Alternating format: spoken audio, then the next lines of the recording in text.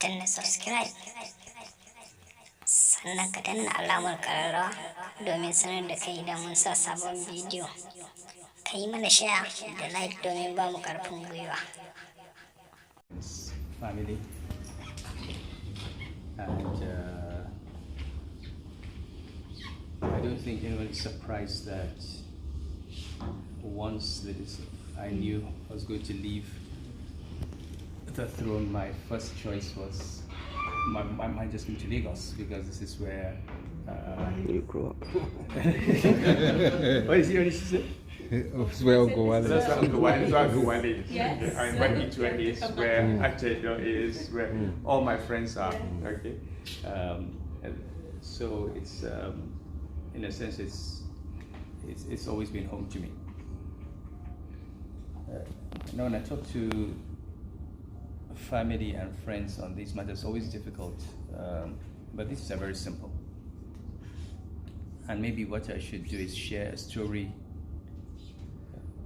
of a conversation with my daughter, the oldest daughter, when we were flown to Abuja and we're about to go to Nasarawa, and they met me at the airport. And she came and was crying. And I said, well, why are you crying? So I said to her, look, in our families we believe that God decides who will be a king. He also decides the day you will be the king and the day you will stop being king. So let's assume and take it for granted that those dates have been fixed by God from 8th of June 2014 to 9th March 2020.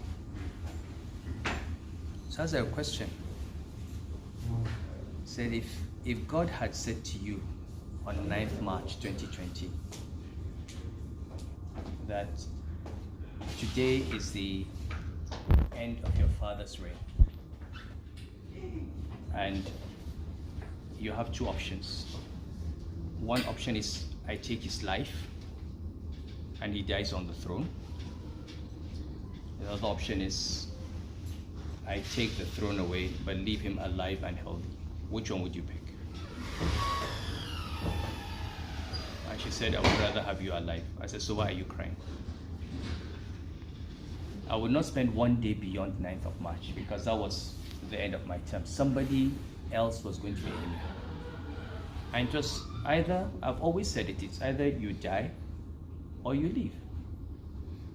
And if you're given life and you don't know how many more years, and given health, and you don't know what else you're going to do, it's just an opportunity to add more things to what you've done in your life. I've been CEO of First Bank, I've been Governor of Central Bank, I've been Emir of Kano. I don't know what I'm going to be next. So it's just, that's it, and another phase. And I think if you take this attitude, I'm not going to stop anything. I have a LASU convocation lecture I'm going to chair on the 6th of March. I'm going, any fixed events I have, I will turn up at my events, continue with my work, Babongona, continue my work on QIBP, continue with my work on 1 million teachers, on the SDGs, nothing has changed other than that I don't sit on that throne and I don't ride horses, which I've done for 6 years. You can still ride horses. No, You can still ride horses. In Durban and all that. So for me, I think we should have a very, very positive attitude to this, and we should always never ever define ourselves by positions or by or by possessions. And maybe you remember the famous confrontation I had with the Senate committee when I told them my name is Sunusi, I'm the Sunusi, not CBN governor. So you X this, X that, X this, X that. But at the end of the day, you've got to be something yourself, and you've got to be known for who you are. And I look back and I say, look, how many people have the opportunity of seeing when they've ruled? How many people have a chance to know what the people really thought of them?